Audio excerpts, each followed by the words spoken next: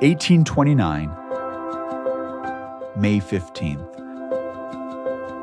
marked the start of the restoration of the priesthood when an angelic John the Baptist conferred the lower priesthood upon Joseph Smith and Oliver Cowdery. It continued weeks or months later when the biblical apostles, Peter, James, and John, appeared and conferred upon Joseph and Oliver the higher priesthood.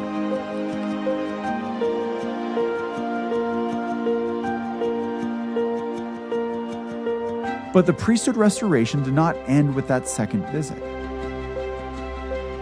Nor did it end with the organization of the church in April 1830. To Joseph Smith and his fellow church leaders, the restoration of the priesthood was ongoing. And by the 1840s, Latter-day Saints were looking toward the temple, where a revelation had assured them that the fullness of the priesthood would be revealed to them. In this episode, we are talking about the ongoing priesthood restoration during Joseph Smith's lifetime.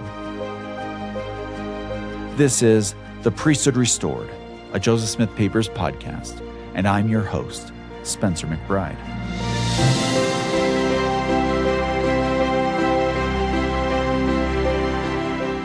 Episode 4, The Fulness of the Priesthood.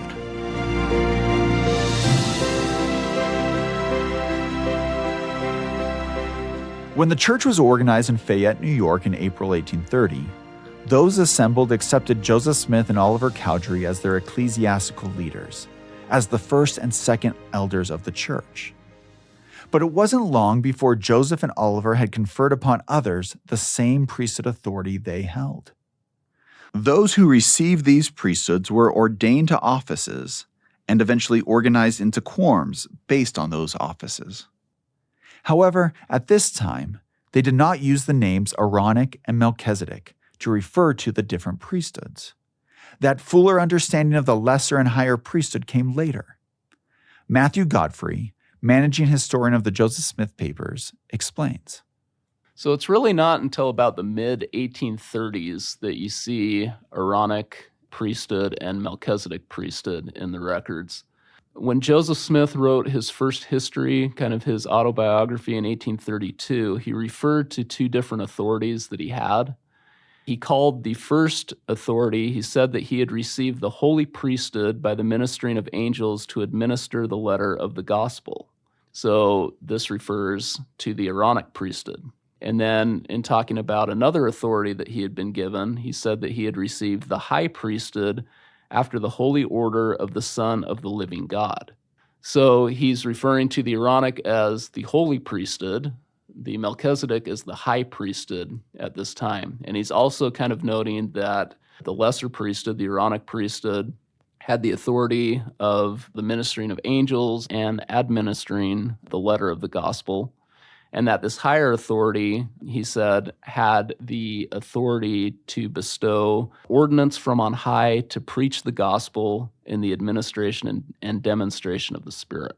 So this is 1832, and it's clear when he's writing this history that he's referring to two different authorities that he's received. This difference in the two priesthoods Joseph and Oliver had received was mentioned in Revelations from this time period as well. Also in 1832, he and Sidney Rigdon have a vision of the afterlife. What we have is section 76 in the Doctrine and Covenants. And in the course of that vision, Joseph Smith sees priests of the Most High after the order of Melchizedek, which was after the order of Enoch, which was after the order of the only begotten Son. So this appears to be referring to the Melchizedek priesthood. A rather lengthy name. You can see why they shortened it later. September of 1832, there's another revelation that Joseph gets, section 84 in our current Doctrine and Covenants, which refers to two priesthoods as well, and it refers to them as the lesser priesthood and the greater priesthood. And it said that the lesser priesthood was one that was conferred upon Aaron and his descendants. The greater priesthood was one that Melchizedek gave to Abraham. So again, Melchizedek and Aaron are being associated with these priesthoods as early as 1832, but they're not calling them the Aaronic and the Melchizedek priesthood. The first real clear delineation that we have of this comes in 1835 when there's an instruction on priesthood that they are preparing for the publication of the Doctrine and Covenants that year. This is what we have as Section 107 in the Doctrine and Covenants. And that refers very specifically to the Aaronic priesthood and the Melchizedek priesthood. And it's interesting as well because that also talks about how the real name of the Melchizedek priesthood is the priesthood after the order of the Son of God, but that to avoid repetition of the name of the Savior too frequently, it would be referred to as the Melchizedek priesthood. And we see from what Joseph Smith wrote in 1832, these other revelations that he received in 1832, that is what this priesthood was being referred to, the priesthood after the order of the Son of God. Around this time, Joseph Smith published several revelations that deepened his understanding of priesthood, as well as the understanding of those around him. There are several revelations that Joseph received that taught him line upon line about priesthood, about its importance, about its usefulness, about how the priesthood should operate within the church. And again, I think for church members, sometimes we think that Joseph knew everything at once. And so sometimes we think, oh, he had the priesthood restored to him. He must have known immediately everything that entailed. But that's not really how it happened. I mean, the Lord teaches him over time. When he's working on his translation of the Bible in 1831 and 1832, and he's going over passages in 1831 in Genesis chapter 14, he receives revelation and inspiration about the priesthood in those. And so we see in his translation of Genesis 14, there's quite a bit about the priesthood in there, and especially about the eternal nature of the priesthood, that it's not something that man formed, it's something that has always existed. It's difficult to overstate the significance of this revelation to Joseph Smith's understanding of priesthood. It helped him, and those who read the revelation, understand that priesthood was more than ecclesiastical authority for men to lead churches on earth. It was an authority, a power, that existed since the creation of the earth and would exist forever. But the earthly history of the priesthood mattered to Joseph too. One of the most important revelations that comes to him comes in September of 1832, and this is what we have today as Doctrine and Covenants, section 84. And this really is a key revelation in developing understanding of the Aaronic priesthood and the Melchizedek priesthood. Although, as I mentioned before, it's not referred to as the Aaronic and Melchizedek in this. It's referred to as the lesser and the greater priesthood. Among other things that this revelation reveals to Joseph, it says that the greater priesthood holds the keys of the mysteries of the kingdom of God. It says that the lesser priesthood holds the keys of the ministering of angels and the preparatory gospel. The revelation also traced the lineages of the two priesthoods, said that the lesser priesthood was held by Aaron and his descendants, and that the Melchizedek priesthood had been passed down through the different biblical patriarchs. So it originated with God, is passed down through the patriarchs, including through Melchizedek to Abraham, and then ultimately to Moses. And so Joseph learns more about this in this revelation. So this is really kind of key in his understanding. It kind of solidifies many of the things that he had been instructed about prior to this time. In some ways, this revelation can be seen as a culmination of everything Joseph had been learning up to this point through his Bible translation, through some of the other revelations that he had received prior to this time. Priesthood lineage allowed Joseph Smith and other church leaders to understand where they fit in the larger spiritual history of the world. In the story of the moral redemption of humankind, God's chosen prophets had received and shared priesthood authority. Now, they were living a key part of that story. In 1829, Joseph Smith and Oliver Cowdery had sought priesthood authority so they could perform efficacious baptisms. But now, just a few short years later, their understanding of priesthood, their understanding of the authority conferred upon them by angelic visitors, had greatly expanded.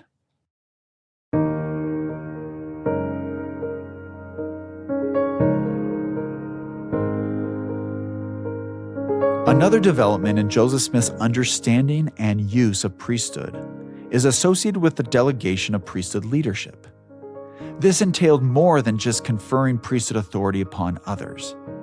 It had to do with ecclesiastical authority and the governance of the church. It had to do with priesthood keys. Matthew Godfrey explains. So in the earliest records, the term keys primarily referred to Joseph Smith's authority to unlock what were called the mysteries of the kingdom. And so early revelations said that both Joseph Smith and Oliver Cowdery held keys to bring forth those parts of my scriptures which have been hidden because of iniquity. So this is apparently referring to Joseph's ability to translate the Book of Mormon. Joseph also held the keys of the mysteries of the revelations. And so this refers to Joseph's ability to receive revelations from God. Michael McKay, an associate professor of church history and doctrine at Brigham Young University, agrees. So from the very beginning, Joseph Smith is using the terms keys as a metaphor, but he is variously using them. And so as the emergence and the restoration of priesthood comes through a prophet, the original term of keys, D&C 28, uses keys as a reference towards the authority to access the mysteries of godliness, to unravel and deliver revelation. And so this is the first kind of sense of what keys are. Matthew Godfrey added additional insights to what Michael said.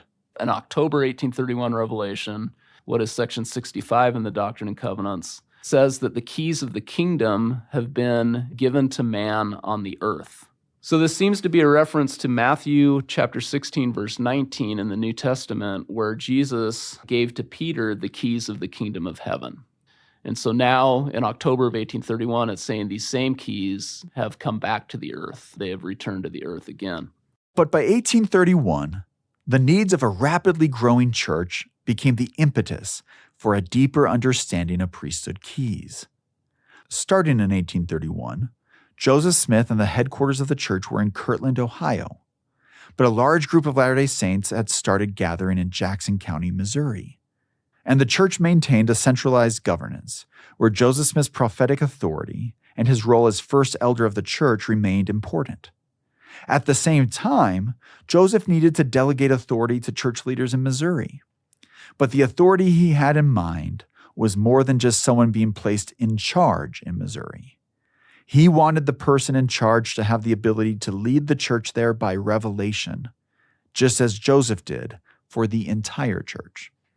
And so as the concept of keys develops over time, it becomes far more administrative rather than charismatic. So Joseph Smith as a prophet doesn't want just an institution. He wants an institution where David Whitmer in Missouri can receive revelation from God. He is using keys to, first of all, maintain the charismatic sense of prophetic authority, but then he develops it into the administrative side of the church, where if I deliver keys to David Whitmer, he'll have access to the mysteries of godliness, but he'll also have administrative power to govern over the bishop that is in Missouri. As Joseph Smith taught, priesthood keys were about both the ability to discern the mysteries of godliness and to lead the church in one's designated role. But the keys restored to him by angelic visitors were also connected to various aspects of the gospel he was restoring. March 1832 revelation clarifies that it was Joseph Smith who held these keys of the kingdom, that he was the one who had received them. And Joseph reiterates that in his 1832 history, where he talks about how he had received the keys of the kingdom at that time. Then in 1835 Revelation, section 27 in the Doctrine and Covenants says that Joseph had received these keys from Peter, James, and John. And Joseph later declared that he and Oliver Cowdery receive additional keys in 1836 after the dedication of the Kirtland Temple, where they say that they were visited by Moses and Elias and Elijah, and that they all conveyed to them additional priesthood keys. Keys for the gathering of Israel, keys for the gospel of Abraham to go forth in this dispensation, keys that will ultimately be used to do work for the dead, salvation for the dead, and to bind families together. So in 1839, Joseph Smith said in one of his discourses, the keys have to be brought from heaven whenever the gospel is sent. And so I think as time goes on, Joseph begins to realize that keys or authority, that's really what he means when he's talking about keys. He's talking about authority that has been given to function in various responsibilities within the church. So I think he's understanding that it wasn't enough just to have the priesthood. It wasn't enough to have the Aaronic priesthood and the Melchizedek priesthood, but that there were very specific keys or authority for different aspects of the gospel that had to be given as well in order for the church to really function as it should function. And so again, this is another example of how Joseph learns kind of line upon line about the priesthood, about its function, about leadership in the church. He doesn't know it all at once. These are things that are revealed to him over time as the Lord sees fit to reveal them and as Joseph needs more light and more understanding about these things.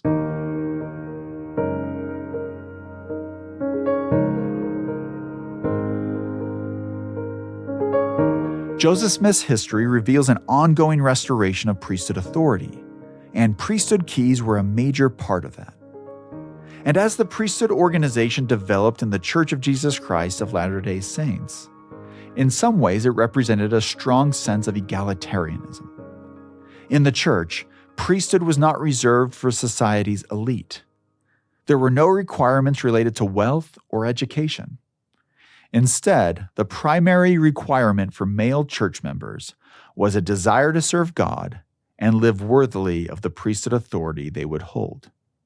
You will recall that in the first episode of this podcast, we spoke about the democratization of religious authority in the United States during the 1800s.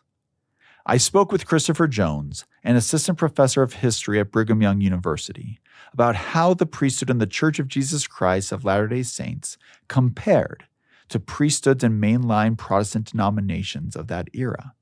Were the Latter-day Saints more egalitarian or more hierarchical than these counterparts?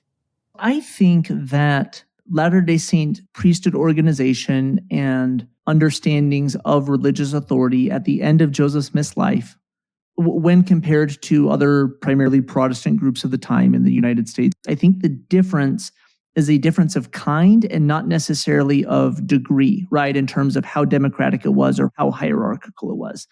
In order to understand where Joseph Smith ends up in 1844, you have to go back to where he begins when he first founds the Church of Christ in 1830. So I think Joseph Smith's earliest understandings of religious authority actually mirror pretty closely those of contemporary Protestants in many respects. Now, Joseph Smith believed that he possessed religious authority that other Protestants lacked, to be sure, right? That he had been bestowed this priesthood authority by God himself and by angelic visitors. But in terms of what that religious authority meant and what it meant for the organization of his church, I don't think it was radically different initially. So like Methodists and Baptists, Smith was adamant that one should feel called to the ministry, to be called of God, to be a minister. Like Methodists and Baptists, he introduced initially a relatively simple system of church organization and structure, with himself and Oliver Cowdery appointed as first and second elders in the Church of Christ, and others appointed as teachers and priests with pretty routine duties. Okay, so if you read the Articles and Covenants of the Church of Christ, what is now canonized as Section 20 in the Doctrine and Covenants, and compare it with the church organization outlined in, say, the Methodist Episcopal Church's Doctrine and Discipline from the time, I don't think you're going to find anything especially noteworthy or revolutionary or distinct or different about the church organization of Joseph Smith's Church of Christ during this time. But that changed pretty quickly. But of course, over the course of the 1830s and 1840s, Joseph Smith's conception of religious authority expanded in really interesting ways in response to revelations that he received. While it never lost its democratic elements, its belief that revelation was open to and indeed incumbent upon all of God's followers, all members of the church, ultimate religious authority came to be more explicitly invested in Joseph Smith himself, in the prophet, seer, and revelator who presided over the church, as well as in the other members of the first presidency that served with him and the quorum of the 12 apostles that he organized. The revelation, now canonized as Doctrine and Covenants 107, presents a greatly expanded and much more specific understanding of religious authority. with the priesthood of the church now organized into Melchizedek and Aaronic branches, with additional offices introduced that goes beyond anything mentioned in section 20 as initially given, including deacons, teachers, priests, elders, and high priests. So I don't necessarily think that even in 1844, Joseph Smith's church was necessarily more democratic or necessarily more hierarchical than many other Protestants of the day, but rather it was different in kind, not degree. It was different in its specific understandings of where religious authority came from. Still, the nature of church governance necessitated structure, and priesthood quorums provided much of that. As Christopher mentioned, as the church grew and Joseph's understanding of priesthood organization expanded, new quorums and leadership positions were required. These included a general presidency of the church, what became known as the First Presidency, as well as the Quorum of the 12 Apostles. Like the rest of the priesthood organization in the church, these quorums were established over time. Matthew Godfrey explains. So I think for church members today, we would expect, because the First Presidency and the Quorum of the 12 are our main leaders, so we would almost expect that from the formation of the church that they would exist at that time as well. But it's not until a few years after the organization of the church that we see these bodies form within the church. When the church is organized, you really have two general officers, Joseph Smith, who's designated as the first elder, and Oliver Cowdery, who's designated as the second elder. And those are really the only general offices that are in the church at its formation. What became the First Presidency was initially called the Presidency of the High Priesthood, which was formed in November 1832. And by 1835, Joseph Smith and his two counselors are being referred to as the First Presidency of the Church. As for the Quorum of the 12 Apostles, as early as 1829, Joseph Smith received a revelation that Oliver Cowdery and David Whitmer were to identify the men who would serve as apostles. They fasted and prayed for some time about this assignment, and it's years before they finally established the quorum. In fact, Martin Harris eventually joins Cowdery and Whitmer in the process, likely because the three of them were the three witnesses of the Book of Mormon. And in 1835, the Quorum of the 12 Apostles was formed in Kirtland, Ohio. Yet, it may come as a surprise to some Latter-day Saints today to discover that the Quorum of the 12 Apostles was not immediately in its place next to the First Presidency in authority. Joseph Smith taught the proper place of the Quorum of the 12 Apostles in 1836. But, like so much else related to the restoration of the priesthood, it took time for the quorum to assume its designated role. After the 12 serve a mission to England, a very successful mission in 1840 and 1841, they come back to Nauvoo, and Joseph, recognizing the great work that they had done in England to administer the church there, to really get it set up there, and also recognizing that Brigham Young was the one, as the president of the Quorum of the 12 Apostles, who was really responsible for seeing that the saints were able to get out of Missouri and into Illinois after they were expelled from Missouri. Because, of course, Joseph Smith is in jail at this time. He can't really do anything for that. So he delegates that to Brigham Young, and Brigham does a great job of making sure that all the saints are taken care of. And so I think Joseph recognizes kind of the administrative abilities that those in the 12 had. And so at a conference that's held in 1841, Joseph tells the church that it's now time for the 12 to take their place next to the First Presidency. And that's where you really see the 12 begin to develop as one of the major central administrative bodies of the church. Joseph begins to rely on them more and more over time. And eventually, in 1844, according to Orson Hyde, Joseph makes sure that the 12 has all of the keys. And that's not just all the keys to administer the church, but he makes sure that they have all the keys to be able to perform temple ordinances as well, which I think in the minds of the 12 and in the minds of Joseph Smith was just as important as the 12 having the keys to be able to lead the church after this time.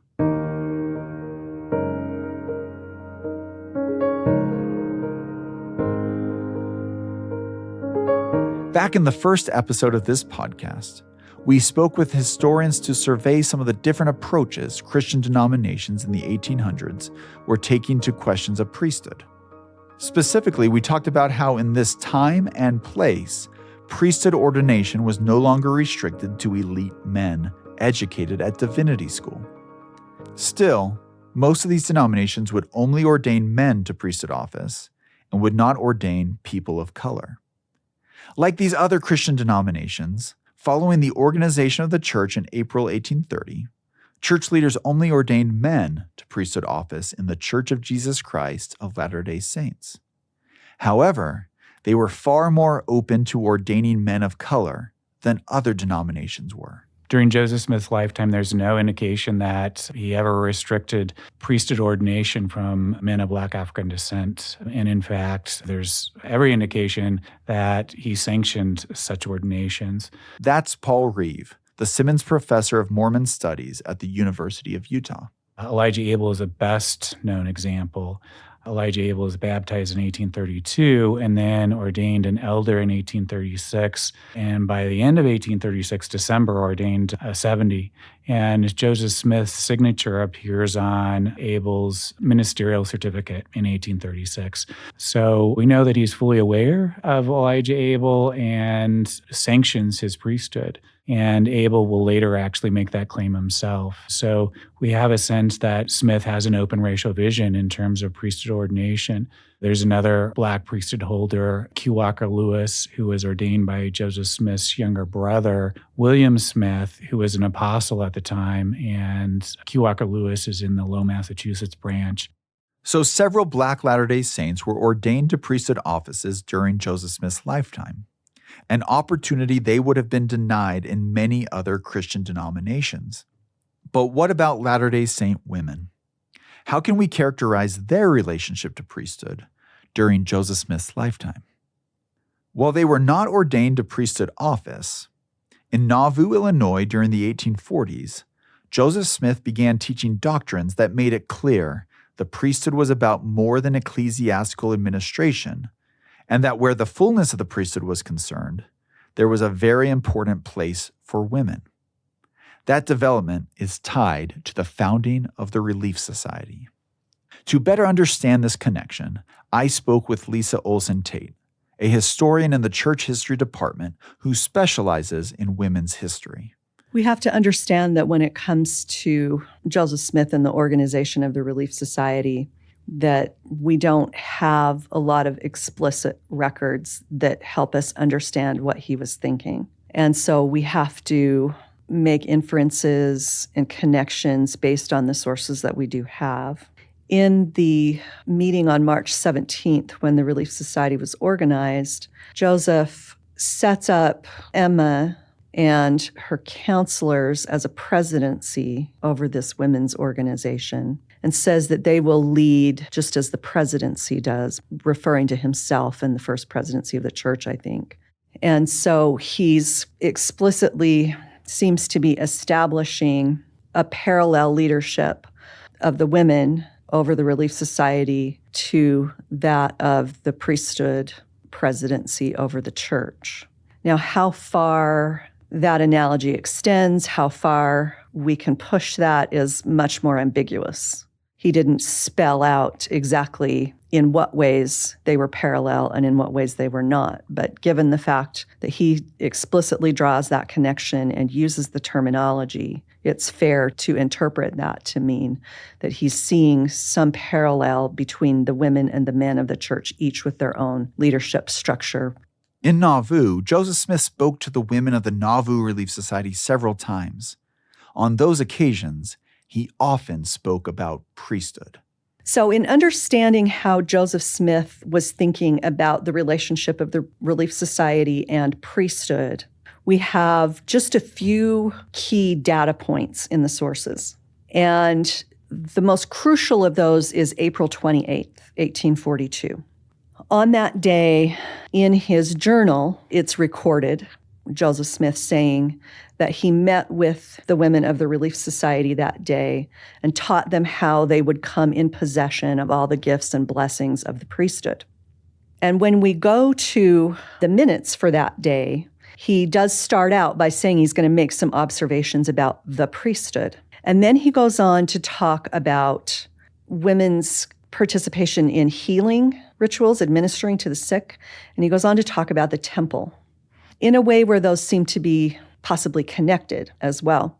But if we expand out from those specific sources and look at the other sources of the time and how priesthood is being discussed at this time, there seems to be a real connection and understanding that the temple and the temple ordinances are going to be the ultimate expression of priesthood. In January 1841, Joseph Smith published a revelation in which God commanded the Latter-day Saints in Nauvoo to build a temple. That revelation is now canonized as section 124 of the Doctrine and Covenants. And in that revelation, the saints are instructed on the importance of this temple. It reads, "For there is not a place found on the earth that the Lord may come to and restore again that which was lost unto you, or which he hath taken away, even the fullness of the priesthood." April 28th is just a week or so before Joseph introduces the endowment to that first small group of men. And so there is quite a bit of discussion going on at this time around priesthood and temple. So there seems to be this connection of priesthood and temple. And so when he's speaking to the women about how they're going to come into possession of the gifts and blessings of the priesthood, it's inextricably connected to the temple and to the endowment, which, remember, they understood was an endowment of power, that the priesthood would be this ultimate expression of God's power, of the reception of power through the temple ordinances. And once Joseph starts administering the temple ordinances jointly to men and women, which is not until 1843, but once that starts happening, then there is this little group formed of men and women, husbands and wives, who have been endowed, who've received temple ordinances, and they refer to themselves as a quorum. They use priesthood language to express how they understand themselves as a result of having received these temple ordinances. And so that takes us, again, back to organizing the Relief Society. Joseph Smith seems to be laying the groundwork, creating a framework through which he's going to introduce women into the gifts, blessings, powers, and ordinances that they'll receive in the temple, which is understood as priesthood. We can see why the minutes of the Nauvoo Relief Society are such an important source to help discover Joseph Smith's developing understanding of priesthood, and how the power and blessings of the priesthood go far beyond ordination to an office, and instead would be made available to all. But as valuable of a historical resource as these minutes are, they come with limitations. Much of the language in that record is ambiguous and has been interpreted a number of different ways by scholars. Sometimes the intended meaning of phrases is unclear. And this is one of the reasons that the Nauvoo Relief Society minutes are just this inexhaustible source of discussion, because Joseph definitely uses language that seems to imply that women have some sense of priesthood, of bringing women into this more egalitarian relationship within the church, maybe a parallel to the priesthood quorums and so forth. But there's also plenty in those minutes about hierarchy and about following those who are ordained to lead. In the April 28th sermon, the minutes say, he exhorted the sisters always to concentrate their faith and prayers for and place confidence in those whom God has appointed to honor, whom God has placed at the head to lead, that we should arm them with their prayers. Does he mean the female leaders of the Relief Society? Does he mean the priesthood leaders of the church, the male hierarchy? That's not entirely clear. And that's an example of how these minutes contain many ambiguities that can be read one way or another depending on what we want them to say. One way to work through and even embrace this ambiguity is to keep in mind the context in which this record was kept. I think it's always important to understand context. When we come across things in the historical record that don't seem to match how we understand things now, that are ambiguous or unclear. It's important to have a sense of the context that grew out of. This is why, for example, it's important to read the Nauvoo Relief Society minutes within the context of Joseph's introduction of temple ordinances, because that seems to be the context that was foremost in his mind for how he's thinking about priesthood. Priesthood itself is a term that has a lot of meaning and a lot of potential within it. And at different times throughout the history of the church, different meanings and applications and potentials of that term have had more prominence than at other times. For example, talking about priesthood to the Relief Society in 1842 seems to be a way of talking about the temple. And in the early 20th century, talking about priesthood was very much about offices, ordinances, and ecclesiastical structure in the church. So it's important when looking at questions about priesthood and discussions about priesthood over time that we understand the context that those are coming out of, and that we understand that there are different meanings and emphases that are given about priesthood at different times. I am really grateful that we have the Nauvoo Relief Society minutes. They are pretty much the best preserved and most complete accounts of Joseph Smith's teachings that we have. And they're very powerful and give a very clear mandate for women in the church to claim their spiritual power and authority, to lead, to serve, to connect to the power of God in their lives. That having been said, there is plenty of ambiguity in those minutes, and they are kind of an inexhaustible source of discussion because of that ambiguity. People can and have gone into them and read all kinds of things into them based on usually what they already believe, what they want to find there. I find that they're most useful to think with, that they give us inspiration, they give us ideas, they help us see things in different ways that perhaps can be challenging to us in a good way and help us to examine our assumptions, help us to examine where we are now and maybe see potential within the gospel, within these foundational principles and ideas that maybe we haven't seen before. Those minutes of the Nauvoo Relief Society that Lisa mentioned, that she described as one of the most complete accounts of Joseph Smith's teachings that we have, they were published in a book called The First 50 Years of Relief Society, which is available for free digitally through the church's Gospel Library app. If you're interested, you can access those records there. But one of the concepts that becomes evident when Joseph Smith's revelations are read along with the minutes of the Nauvoo Relief Society is that the ordinances of the temple would reveal the fullness of the priesthood. Or, as an 1832 revelation stated, that in the ordinances of the priesthood, the power of godliness is manifest. The introduction of the ordinances of the temple, including the endowment ordinance that symbolizes our return to the presence of God, and the sealing ordinance that binds families together for eternity, was part of the restoration of the priesthood. And according to Joseph's teachings to the Relief Society, the benefits of such ordinances administered in the temple would be available to men and women alike.